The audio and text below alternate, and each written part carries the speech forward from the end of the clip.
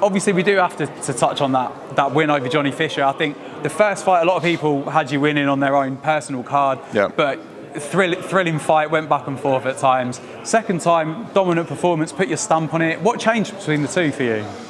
You know what, I'd been out a long time before the first fight. I was fit, but I weren't, timing were off, I weren't sharp. I'd not been it for a while.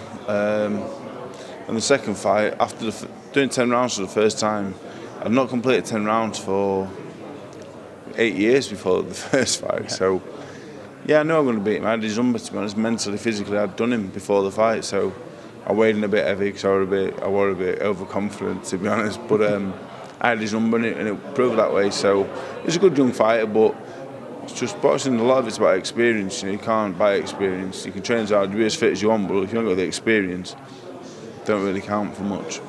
And as a fighter who has bounced back from defeat before, you've shared the ring with Johnny. Do you think he is going to come back and maybe get back to title level?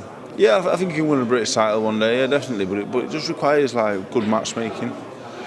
You know, the matchmaking is the most important thing. I was matched hard, but hopefully in this part of my career now, it'll all come to fruition. All the hard fights, all the experience now will work in my favour, and it'll get me through some sticky patches in upcoming title fights. But I think Johnny can win a British title, down the line, definitely, yeah. And I was going to ask you about that. You said there you're somebody that was matched tough, big fights, huge name opponents, you know, former world champions at times as well. Do you think that that's benefited you now? You say there that it's something you can take through sticky patches now, because a lot of the times a younger fighter might avoid the harder fights. You took all of them. And now do you think you're reaping the rewards? I wish I'd done things slightly differently. Some of the fights were just madness. The Ortiz fight was madness. Tony Oker on 3 weeks' notice in Paris was madness. But overall, I'm where I am now. I'm in a good position, so I guess I've got nothing to complain about. But if I could go back in time, I'd have done things a little bit differently. But do you think that that's maybe contributed to your popularity? Because you're a very well-loved British heavyweight. And I think a lot of that is because you take those assignments and you'd always give the fans their money's worth when you're in there. Yeah, I think so, yeah. Like I said, I wouldn't actually change anything because of where I'm at right now. But if I was to try and design the perfect career path for me, it would have definitely been a lot different to what I did, definitely, yeah. And in terms of where you are at right now, there's options on the table. There's been talk of Joseph Parker possibly being something that's come up. There's obviously various titles, domestic and continental, that you've expressed an interest in the past. Yep. Obviously, you can't give too much away and announce a fight live on Betfred. But do you know what's the closest for you? How close are we to the next fight announcement? I think for the British title, I think against TKV next week. That's the favourite at the minute. I would say that's probably like 6-4 on. Yeah? Yeah. Parker's gone to about 33-1 now. Yeah, so, yeah, I think the British title fight will be next. Yeah. Definitely Sheffield next. Yeah. If it's not TKV for the British, it'll be an international opponent. A good one, though.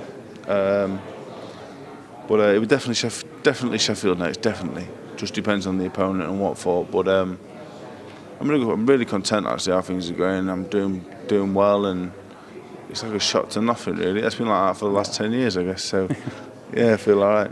You seem settled, and I wonder how much of that is to do with the community that you enjoy at Jamie's gym. You've got Nigel there, obviously Jack headlining. So many great fighters on this card are at that gym with you. How has that helped you reach this point in your career? You know, it is a lot of it's like the kids at home, and my kids are mad, you know. So when I'm away from home and I can't hear them, I'm just it's going like a state of like real chill. Yeah. Like they're mad, you know. They're just shitting everywhere all the time. Mad. I went to Seaside the other day, and my kid, just pulled the pants down and just shit on the beach in front of everybody. This is not live, is it? No, it's all right. It's all right. There'll be a bleep or two in there, mate. We'll sort you out. Shit all over the beach, and then she got up and ran off like she just scored a cup final winner. Do you know what I mean? It was just like. So when I'm away from them, just breathe and I just take every second. I try and make every second last longer. Yeah. Do you know what I mean? For that bit of peace and quiet. So yeah. Well, going back to your question, yeah, the gym's good. Yeah, obviously Catterall's a world-class fighter. You got Pat Brown in there, my mate, and mates of all of them. We're all mates. It works really well. There's such a good atmosphere in the gym. I think it's contributed to me really knuckling down, yeah. And you mentioned Pat Brown there. You've had a spar or two with Pat, haven't you? Only one. Only the one. One were enough, yeah. Obviously, it's one of them. What happens within the gym wall stays within the gym. I'll tell you what happened. I absolutely battered him, and I weren't sure till I watched it back. And I thought Pat's got it on his phone. Pat sneaked into the gym, went on the gym CCTV, and recorded it onto his phone. He then proceeded to show me it, and I said, "Pat, I've absolutely damaged you there." And he went, because he knew that I had. And I said, well, put it on YouTube then for the world to see. And we're still waiting for it. So that tells. This is it. I mean, you know, straight down the lens, public call out to Pat Brown. Tell him to get the tape out there. I'll load it then. I'm not bothered. Played with him. It was easy. Battered him. We weren't fit and we were a bit injured. Well, I'm not bothered. Win's a win. And is this why you haven't sparred again since, you two? It would have been. It were bad tempered. Yeah. We're mates and that, but I love to punch his head in, and I think he feels the same.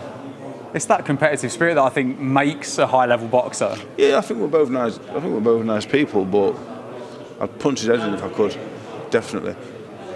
And it's different to hear you talk like that. You normally do seem very laid back in your approach and everything, but it's like that streak is there, isn't it? You don't do what you did to Johnny Fisher without having that. He's like my little brother. Have you got little brothers? I've got a big brother, one big brother. I bet he used to punch your head in all the time, didn't he? Until I got this size, yeah. Yeah, that's what I'm saying. Like, I want to hit him all the time. Yeah. Came up to me earlier and started like, I was doing something over there, he started shoving me, and I want to hit him at all times. But it's like that, innit? Yeah. When I was young, I had 3 sisters. They used to batter me. That's what you do. So we have that relationship. It is very brotherly. Do you know what I mean? We don't like each other most of the time.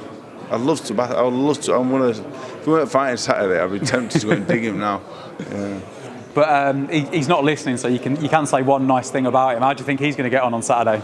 Yeah, he'll probably win. Yeah. Shit house. That's as nice as you're going to be on that one. He's a good fighter, but.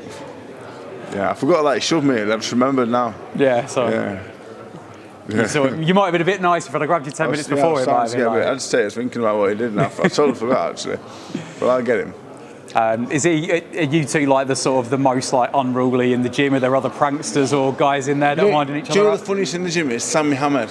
Yeah. Nazim Hamed's son, his eldest son, the funniest guy in the world. Yeah. Yeah. Adam's not as funny, but Adam's a nice guy. But Sammy's up the wall, yeah. Are there any of his pranks that would be appropriate for us to put out on video? He's not really a prankster, he just chats ridiculous shit. Just chats mad shit like Pat's like Jeff in between us. Yeah. Yeah, so yeah, mad really. I'm 33, I'm meant to be mature, but obviously I'm probably the least mature in the gym. But that often doesn't come out. I mean, I remember I was there for the presser for the rematch with Johnny. It was all very good-natured. You guys seemed to get on. Is there anyone out there that you could potentially fight who does rub you up the wrong way? Is there a grudge match for Dave Allen? There's loads of people I don't like, but I would never say that I don't like him because that would be rude. That's how I feel. But yeah, Pat Brown. Yeah, me and Pat, 2029 Old Trafford. This is all getting used. I mean, you can have this for the hype video, mate. When that one comes along. Pat Brown, 2029 Old Trafford. You heard it here first, guys. Don't be surprised if it happens either. Yeah, I'd watch it. I think we all would watch it. If he keeps doing what he's doing, it might happen sooner than 2029. The grudge match. Well. Yeah, it might happen sooner than that. It might happen in here today. Who'd get Nigel and who'd get Jamie in that scenario? They both come with me. You just take his whole team. Fuck Pat, yeah. You just take the gym as well, lock him out, like change the locks. Yeah, you're going to train somewhere else. I forgot he shoved me in there. I headbutted Nigel's cap actually. I'm mad about it now. That's going to live in there till the next spar, till the fight. That's going to live in there. I'm progressively getting angrier as the longer this goes on. I can feel it. I mean, you're going to it's a good job that table's now down, I think. Yeah, my eyebrow actually. I headbutted his cap. It's not on that, mate. It's meant to be your team. No, calm down now. I'm keep looking around for him actually, but I can't see him. I can see you scanning. You're scanning the room. So just finally, I want to grab a couple of predictions from you. I think we all know you're probably going to back your gym mate, Jack Catterall, this weekend, but I'm interested, how do you think he does it against Harlem Eubank? I think he wins inside 6. 6 rounds? Yeah, I think he'll hit too hard for Eubank. Do you think that's maybe a killer instinct after the Barboza decision? It was close. I think it's just too good for him and it's too hard. Yeah. I just think he's on a different level completely. Has he looked stronger at welterweight that you've seen? Obviously a different weight for Jack. I haven't seen him that much. No? I don't watch. I just do my own. I actually train now. Yeah. Yeah. Years ago, I'd have watched him intently, but now I actually have to train myself. Yeah, it's shit, really. It's all about Dave Allen. Yeah, and just one more, if I may, just jumping ahead to the week after, Katie Taylor, Amanda Serrano, the third fight between those two. Do you have a winner in that one? I hope Katie Taylor wins. Katie Taylor, you hope? I hope so, yeah. What do you think of the first two? There was good fights. Yeah. Yeah. Nice one. Dave Allen, thank you very much. Thank you.